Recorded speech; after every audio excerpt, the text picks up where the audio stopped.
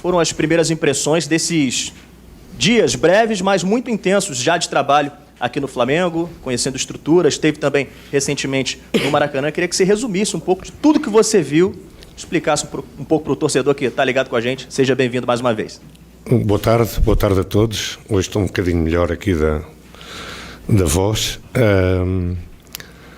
Antes de mais, agradecer a presença de todos e dizer que é um orgulho muito grande representar um clube como o Flamengo, mas é ao mesmo tempo uma responsabilidade enorme. Destes dias que têm sido muito corridos, retenho o encontro com o Zico, que foi para mim sempre um ídolo de infância. Sou um bocadinho mais novo que ele, e foi algo que do ponto de vista emocional me marcou. Depois conhecer o CT, que eu já tinha algumas referências de que era um CT muito moderno, mas sinceramente não esperava que fosse tão bom. Foram as duas coisas que eu retive mais. Vamos lá, gente. Abrindo para as perguntas, por favor. Perguntas.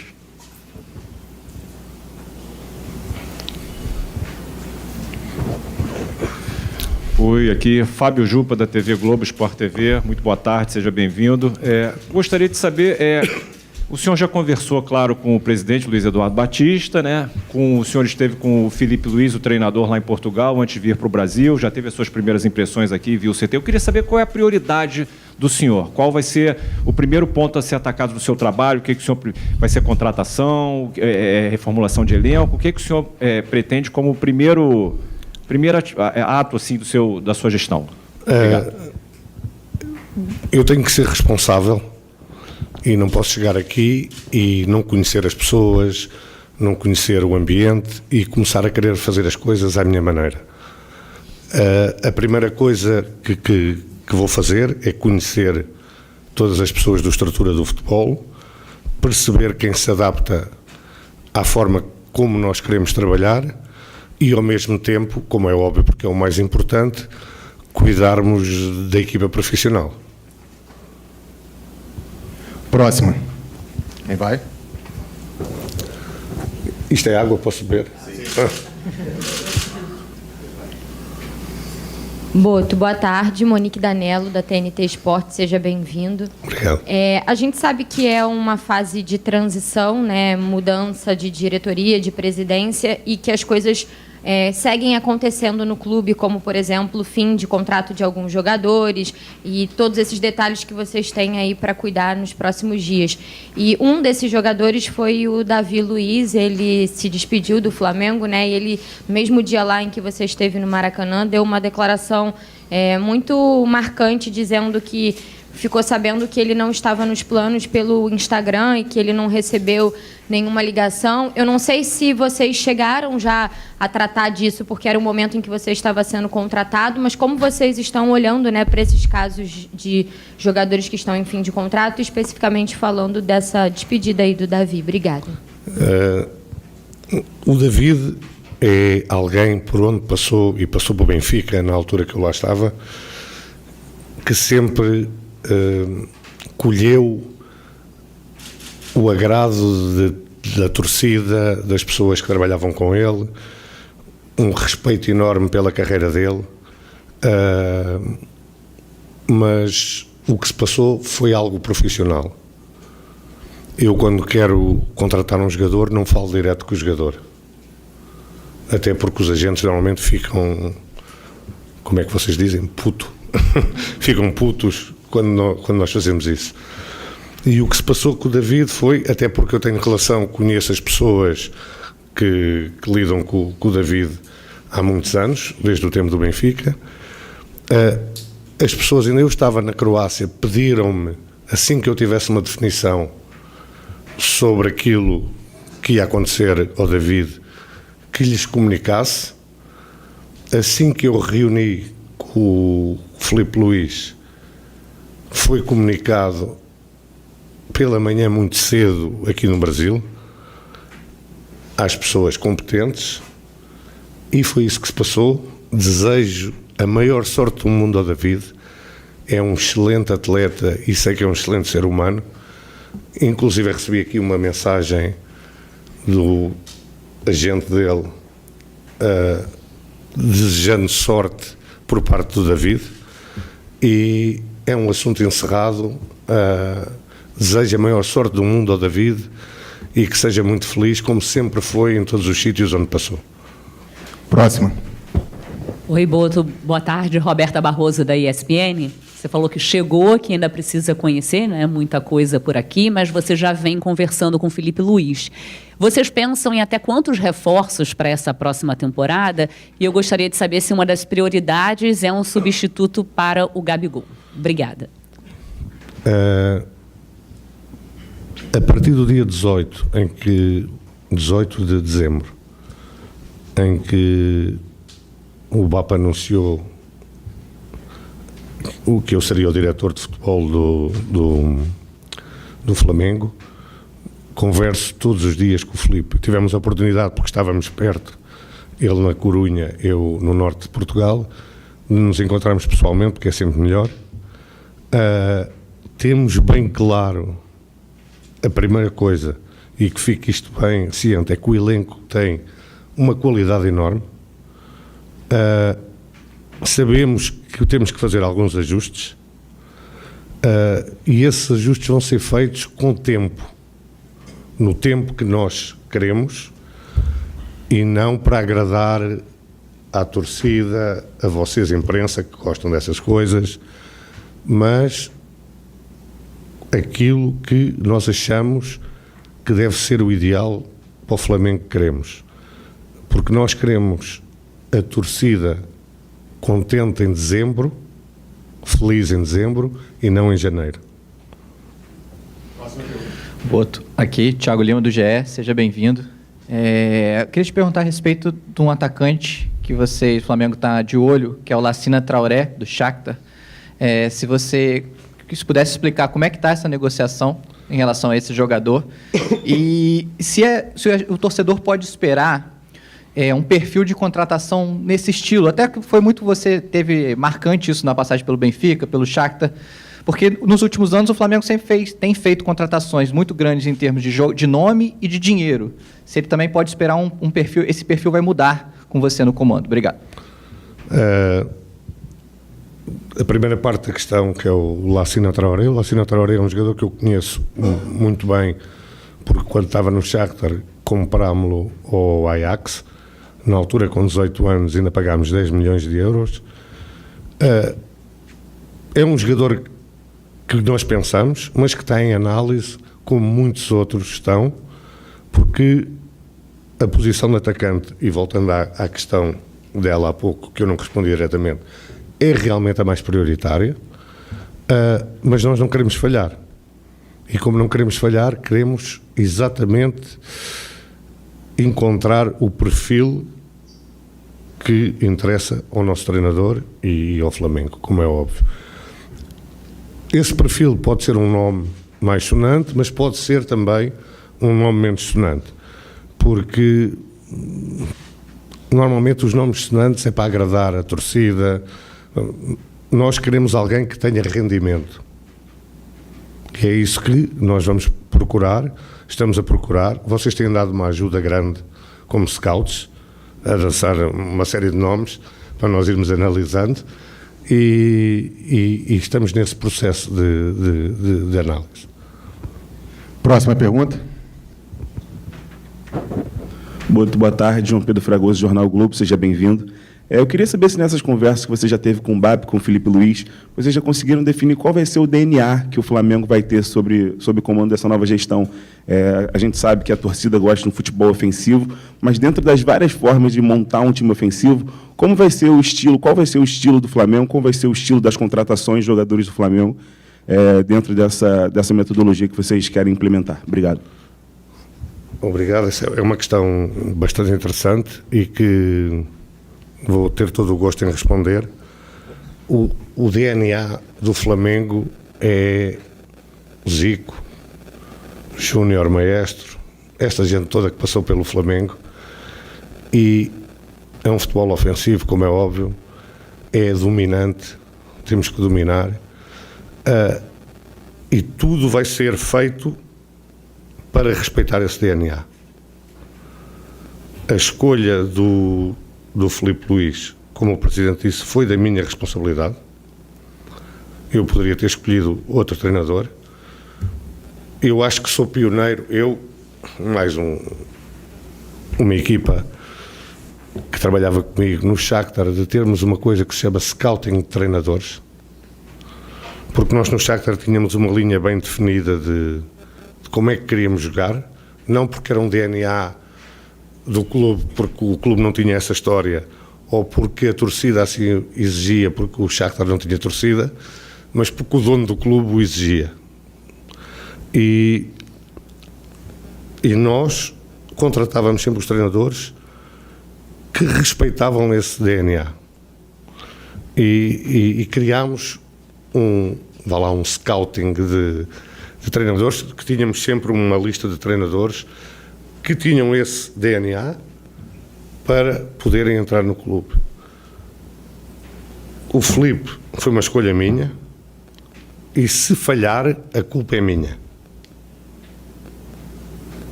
Porque isto é algo que... Isto é profissionalização. Alguém tem que ser responsável quando o treinador falha, não é só o treinador, não é? Porque isto é fácil, muda-se treinador 11 vezes e ninguém tem culpa disto. Diga-me uma empresa que mude 11 vezes de chefe de produção. O que é que acontece, não é? Portanto, fica aqui já ciente que se o Filipe falhar, o principal culpado sou eu. Mas agora toda a gente neste clube vai ter de trabalhar como nós queremos. Porque quem não trabalhar como nós queremos, sai. Depois, se as coisas correrem mal, o responsável, eu. Boa tarde, Marcos Coelho, Super Rádio Tupi, aqui à sua direita. Até quero aproveitar para fazer uma continuidade a essa sua resposta. Você disse que o Filipe Luís foi uma escolha sua. Nós aqui do lado de cá sabemos que ele tem um contrato até o final de 2025. Em cima disso, eu queria saber de você se você recebeu, de fato, a carta branca da nova presidência para trocar o treinador, se te deram a liberdade para escolher outro nome realmente e encerrar esse contrato do Filipe Luís, se você realmente teve essa conversa. Tive essa carta branca tive a carta branca da direção que entrou, não é, do BAP, para que se eu achasse que devia mudar o treinador, mudava. Analisei-o, já agora, vi muita coisa que gostei, vi muita entrevista, muita coletiva dele, porque isso dá muito do treinador, e depois o contacto diário com ele tem confirmado tudo o que eu pensava, e se há algo que me posso orgulhar, porque nos jogadores nós falhamos e erramos, toda a gente, não há ninguém que acerte sempre. Nos treinadores, normalmente não erro, e o Filipe vai ser um treinador de top mundial. E eu lancei treinadores como Luís Castro, como De Zerbi, e o Luís está na linha dele. O Filipe Luís está na linha dele. Boa tarde. Luiz Assado, UOL, bem-vindo ao Flamengo. Você citou profissionalização, e isso foi algo que o BAP falou muito durante a campanha. O Flamengo tinha um perfil diferente na gestão anterior. Eu queria saber o que a torcida pode esperar do seu trabalho, o que você pretende trazer para o Flamengo, até de novidade, como você costuma trabalhar e como você pretende implementar isso aqui no Flamengo também. Obrigada.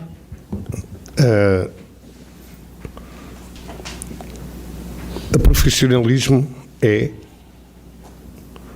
o Flamengo tem que ser a coisa mais importante de toda a gente que trabalha aqui no Flamengo. Mais importante que a família, mais importante que tudo. Isto é profissionalismo.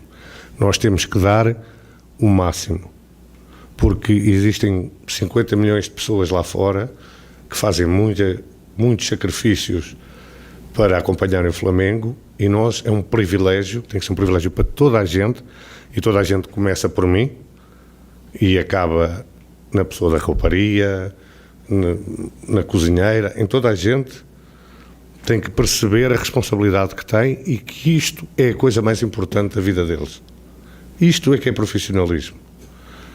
E é isto que os torcedores podem esperar, é cobrança, primeiro a mim, à comissão técnica, aos jogadores e a toda a gente que tem que trabalhar a 100% para que tudo corra bem. Isto é profissionalismo. Não sei se respondi, mas... Boto, Raiza Simplício da Gol Brasil aqui, seja bem-vindo. Você falou sobre ter essa possibilidade de escolher o Filipe Luís, e você escolheu o Filipe Luís. Eu queria saber de você por quê. O que você viu no Filipe Luís que encaixou com o teu pensamento, que encaixou com o que você pensa para o Flamengo, por que dessa decisão? E teu contrato, só para tirar uma dúvida, é até dezembro de 2025 ou são 3 anos? São 2 anos. Eu acho que vi os jogos do Flamengo desde que o Filipe pegou, todos 2 vezes. Uma na perspectiva de analisar o elenco, outra na perspectiva de analisar o trabalho do Filipe. E para nós que somos experientes, por isso é que quem escolhe os treinadores deve ser alguém que tem essa capacidade, não é? Consegues perceber algumas nuances táticas no jogo do Filipe que me agradaram muito. Se calhar isto não é tão visível ao olho normal, mas ao olho mais clínico agradou-me muito. Depois agradou-me muito a forma como ele comunica. Uma forma humilde, mas assertiva, de saber aquilo que quer. E depois, quando comecei a ter contacto com ele, percebi a ambição dele, a vontade de aprender, a vontade de evoluir todos os dias, porque no futebol, como na vida, mas pronto, eu só falo de futebol, do resto não percebo, quando nós achamos que sabemos tudo, é o primeiro passo para estarmos mortos. Acho que respondi à tua pergunta. Zé Boto, aqui. Isaac Andrade, do Flavoz. Eu queria continuar no tema de DNA. Você mencionou grandes craques do Flamengo, né? E uma das coisas que o próprio Filipe Luís repetiu foi que nesse DNA consta a frase vencer, vencer, vencer. Então o Flamengo é um time que propõe jogo, que vai para cima. E essa questão do DNA, ela apareceu muito forte para a torcida com a chegada do Jorge Jesus em 2019, aonde deu um match entre toda a direção técnica e toda aquela proposta que Jorge e sua equipe técnica trouxeram também. Isso é muito importante. Mas quando a gente fala de DNA, a gente fala do futebol como um todo. Como é que se aplica essa questão do profissionalismo, da aplicação do DNA que você mencionou, não só ao time principal, mas às equipes de base e principalmente ao futebol feminino também? Hoje, assim como o Davi Luiz fez, a atleta Crivellari, na sua rede social, falou que encerra o contrato com o Flamengo sem nem sequer ser procurada. Como é que seria esse profissionalismo com o DNA do Flamengo para todo o staff do futebol? O futebol feminino não é a minha área. No tempo não tenho capacidade para gerir, porque não é que o futebol seja diferente, são coisas completamente diferentes, em que não conheço as jogadoras, não sei quem é que são os melhores jogadores do mundo, ou não conheço os treinadores, portanto não é a minha área. A base vai ser a minha área e vai ser algo em que eu vou mergulhar, porque tem sido assim em todos os clubes onde passei. Temos que criar esse DNA, temos que criar jogadores talentosos, mas ao mesmo tempo responsáveis. E uma coisa que eu penso, e já penso há muitos anos, porque eu conheço bem o Brasil, até porque no Shakhtar nós tínhamos 14 brasileiros, portanto, e vim aqui buscar muito jogador brasileiro que nem sequer jogava, nunca tinha jogado na Série A, e passado 3 meses estavam a jogar na Champions League. Eu tenho uma ideia, e há pouco ela perguntou-me sobre a Europa, ou sobre o que as novidades podiam trazer. Eu tenho uma ideia que aqui no Brasil se foi buscar muita coisa má que se faz na Europa. E na Europa nós viemos aqui buscar coisas boas que vocês faziam. Na base, estou a falar na base. No futebol profissional a chegada de técnicos estrangeiros, nomeadamente portugueses, mas podiam ser de outra nacionalidade, acho que deu um bocadinho mais de rigor tático ao jogo, mas replicar isto na base é um erro tremendo. Vocês, porra, são o maior produtor de jogadores de todos os tempos.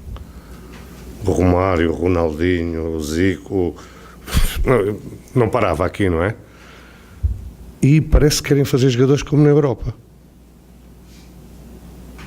E isto é um erro. Eu acho que há que voltar um pouco atrás àquilo que foram as raízes e os fundamentos do futebol brasileiro, dar essa liberdade aos jovens atletas de errarem, de experimentarem, de não estarem agarrados a sistemas táticos e a coisas assim, porque depois, a partir de uma certa altura, vão ter tempo para isso.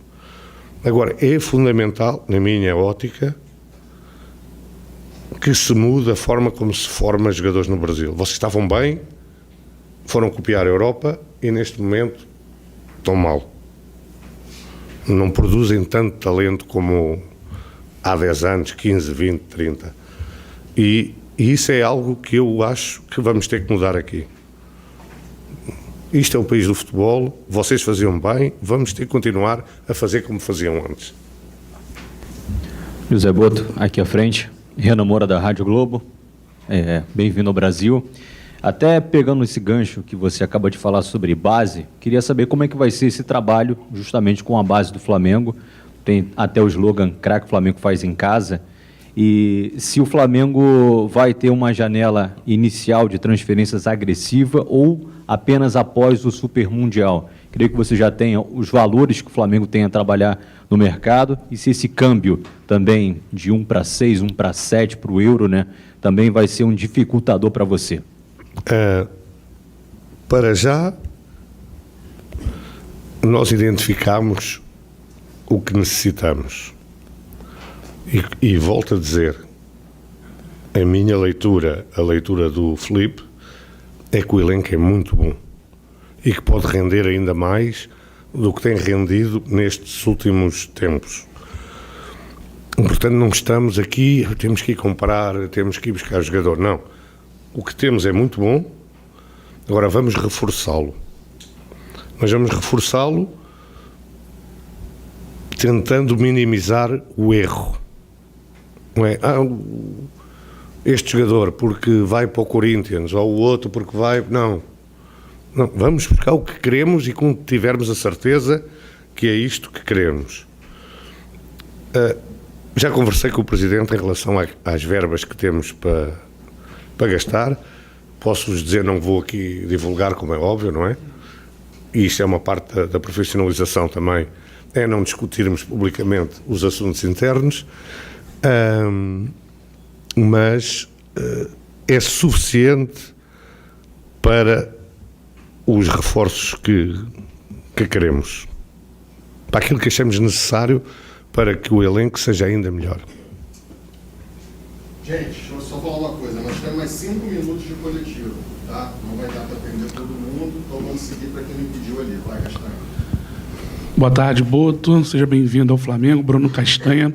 Eu queria que você falasse um pouquinho como vai ser a sua estrutura no futebol, com profissionais que vão chegar com você, e se você pretende também no Flamengo montar, como fez no Shakhtar, um gabinete de apoio para esses investimentos, contratações que são feitas. Se sim, queria que você explicasse um pouquinho para a gente como isso vai funcionar. Obrigado. Como é óbvio, vou trazer uma ou duas pessoas da minha confiança e não vou divulgar os nomes, porque ainda nem sequer discutimos contratos, nada. Pessoas que vão agregar conhecimento em várias áreas. E é verdade aquilo que você disse.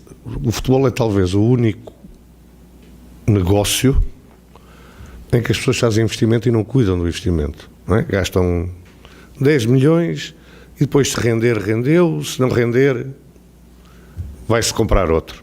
Não? Nós temos que cuidar, temos que perceber porque é que o jogador não está a render, do ponto de vista médico, do ponto de vista emocional, do ponto de vista... N fatores que fazem com que os jogadores não... Quantos jogadores vocês conhecem que não rendem num sítio e depois têm um rendimento absurdo noutro? Eu estava no Benfica, foi o meu último ano de Benfica, quando o Gabigol foi para o Benfica. O rendimento do Gabigol no Benfica foi quase zero. Depois virou um ídolo aqui. A preocupação de nós percebermos o que é que tínhamos que fazer para ajudar o Gabigol a crescer como jogador e a dar o rendimento que o investimento, no caso dele até nem foi grande, mas porque foi um empréstimo, necessita, porque tu estás a investir dinheiro, isso tem que ser feito. Porque nós temos que perceber porque é que o jogador não está a render. E há profissionais competentes para ajudar nisso. E isso é algo que nós vamos tentar montar aqui também. Próximo. Jonas Stelman, do canal Gol TV aqui. Uma boa tarde, seja muito bem-vindo ao Rio de Janeiro. Eu vou te perguntar sobre uma situação um pouco delicada, porque ao longo dos últimos anos, né, a torcida do Flamengo ficou muito incomodada com a falta de blindagem e também com o vazamento de algumas informações internas de escalações que aconteciam aí no Flamengo com horas, dias antes da partida acontecer. Eu quero saber como é que você pensa nisso, se você já passou por isso em algum clube e como que você planeja blindar esse elenco aí do Flamengo para as competições grandiosas que tem para disputar na temporada de 2025. Uma das coisas que eu discuti com o BAP é fechar aqui o CT. Acabou a visita aqui ao CT de gente que não tem nada a ver com o trabalho diário. Não interessa quem é, não entram aqui. Eu sei que as pessoas gostam de ver, eu tive com o jogador tal, não. Isso vai acabar. As viagens também vai acabar, ir no mesmo avião, estar no mesmo hotel, pessoas que nada têm a ver com o futebol. E isto são medidas, foram talvez as primeiras medidas que eu tomei. Já. As outras têm que analisar. Agora, estas já foram tomadas. Aqui só entra quem tem a ver com o futebol. Depois, se começar a vazar coisas só com as pessoas que estão aqui no futebol, vamos averiguar. Boa tarde. Igor Dorileu, da Band. Nas últimas temporadas, o Flamengo muitas vezes priorizou as Copas, a Copa do Brasil, a Copa Libertadores, e acabou deixando de lado, em alguns momentos, o Campeonato Brasileiro. O BAP, quando eleito, falou que a prioridade do Flamengo vai ser o Campeonato Brasileiro, vai voltar a ser o Campeonato Brasileiro. Eu queria saber, com essa sua mentalidade de alguém que vem de outra cultura, outro continente, o que você pensa sobre essa prioridade do Campeonato Brasileiro. Obrigado. Dos sítios onde eu venho, o campeonato é a coisa mais importante. Mais importante que a Copa, talvez a Champions League seja o mesmo nível. Agora, nós no Flamengo temos que pensar que entramos em tudo para ganhar. E temos que arranjar uma forma, porque é algo que a mim... E talvez eu tenha que aprender essa parte também da cultura aqui.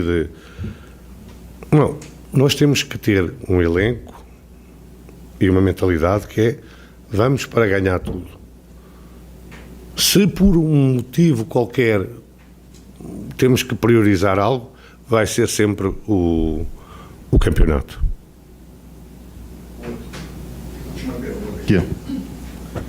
Boto, boa tarde, tudo bem? Bem-vindo ao Flamengo. Boto, o Flamengo inicia o ano agora de 2025 com 5 jogadores em final de contrato. E 2 situações assim que tem falado muito na torcida, do Eric Pulgar e do Cleiton. Na semana passada chegou a sair que o Benfica estaria interessado no jogador e que você já estava trabalhando na renovação de contrato dele. Queria que você confirmasse ou não confirmasse essa situação e falasse se você pretende já nesse início de trabalho rever esses contratos e renovar. Queria que você falasse sobre.